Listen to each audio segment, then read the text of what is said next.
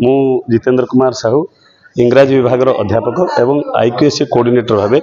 नियाली महाविद्यालय अध्यापनारत। आज जो ओएसएल कॉन्क्लेव 2025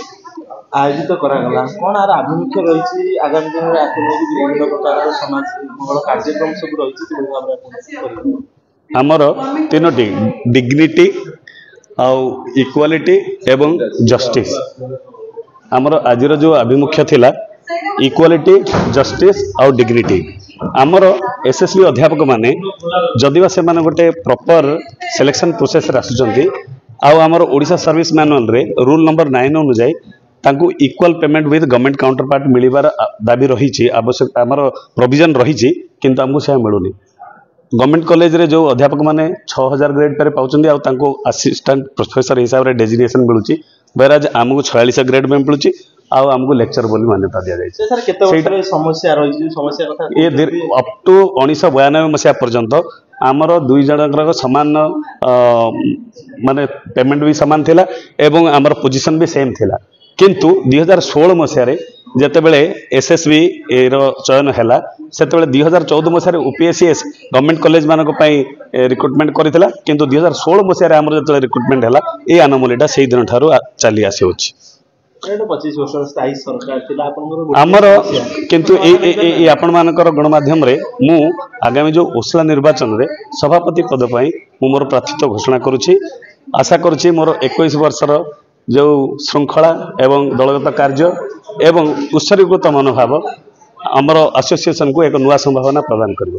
25 वर्षर स्थायी सरकार रहिबा आपनकर गोटे समस्या एते बड़ समस्या भी तार स्थायी समाधान गोटे सार हे परला करि पारबा देखंतु मु बुझी पारुची एक समय बहुत गुडे दाबी पूरण करबा एक आह्वानपूर्ण कार्य किंतु मु आपण मानक जरिया रे आश्वासन देबा चाहूची जे मु जरूरी और आवश्यक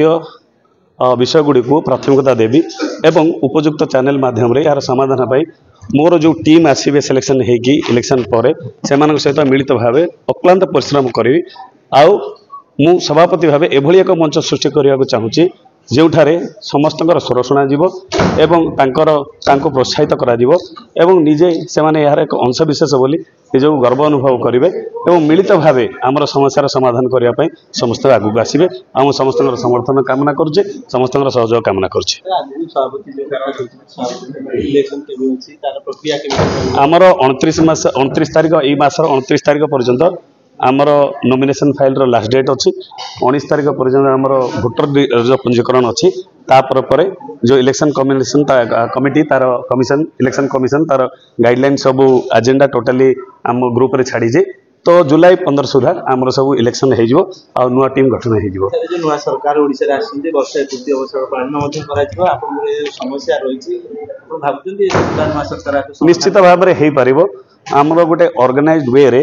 आमर क्यूमुलेटिव डिसीजन गुड़ा को आमे माने रिप्रेजेंट करि पारि नाहु अतीत रे आम द्वारा कोठी ना कोठी आमर जो प्लानिंग कंसीडरेशन हो एग्जीक्यूशन लेवल रे हो आमर भूल रही अछि आमर तेणु से जो मिस्टेक्स मेड होती या लेसन्स लर्न आम सब करूँ ताकू यूटिलाइज करके आम मिटिगेट करूँ आगामी दिन में आमर जो चैलेंज गुड़ाक रही आम ताकू आउरी रिइनफोर्स करके आम ए दाबी आम सरकार आगे आम प्रस्ताव करूँ। Thank you.